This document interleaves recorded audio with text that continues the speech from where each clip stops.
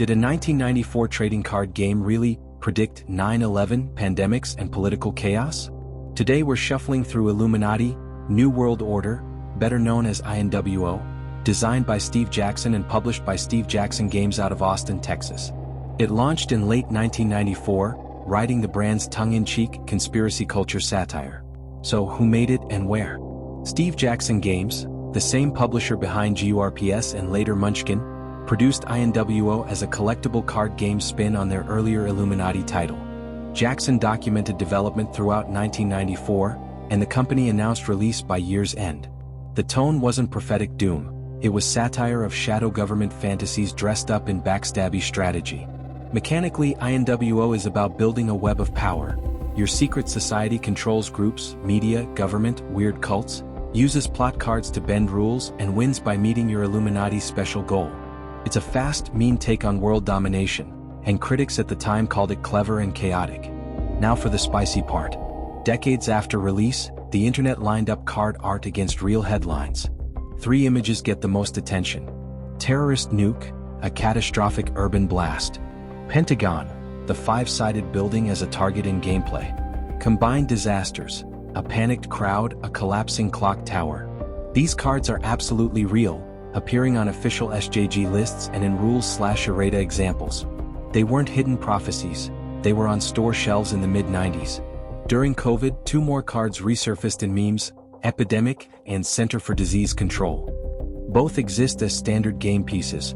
Rules even clarify how non-instant epidemic disasters resolve in play. Again, they reflect enduring anxieties, plagues institutions and response, not predictions.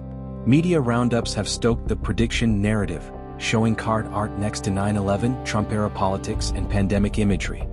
Trump stuff right here, and here's where some of the weirdest ones are. So people have pointed out this card as being a lot like Trump. Like this card was in the news that people said it looks exactly like Trump. And it literally says at any time, at any place, our snipers can drop you. Have a nice day. And it looks exactly like a picture. There's one picture in particular of Trump yelling. And I mean, the wording on that, the fact that it looks like him, the sniper fact, his kind of politics that he's campaigned on, really, really bizarre. That's a freaky card to me. It really looks exactly like him. I mean, I can't. That's really bizarre. The better explanation is broad target satire.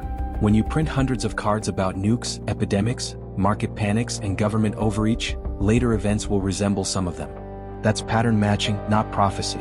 Fact-checkers note how 9/11 became an engine for online conspiracy culture in general, which helped keep INWO in the rumor mill. INWO's mystique also benefits from a wild, true story. In 1990, years before the card game dropped, the U.S. Secret Service raided Steve Jackson Games, seizing computers during a broader cybercrime sweep. SJG sued, and in 1993 a federal judge ruled the agency had overreached, awarding damages and fees. The case became an early milestone for the Electronic Frontier Foundation and the digital rights movement. For conspiracy fans, that real raid wrapped the Illuminati brand in a "they tried to stop us" aura. If you want receipts, SJG maintains official card lists and errata. You can find entries for Pentagon, Combined Disasters, Epidemic, Terrorist Nuke, and countless other sardonic references, Clipper chip, orbital mind control lasers, even political correctness.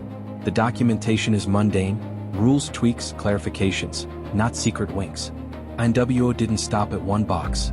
It spun out a factory set and expansions like Assassins and Subgenius, adding even more over-the-top cards. The franchise leaned harder into parody with each wave.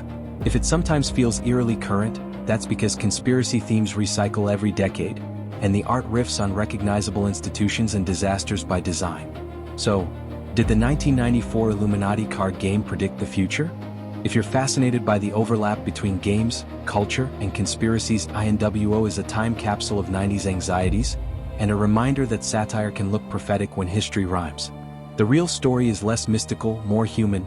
Clever design, edgy art, and a fanbase eager to see patterns in the noise. Drop your most chilling INWO card in the comments.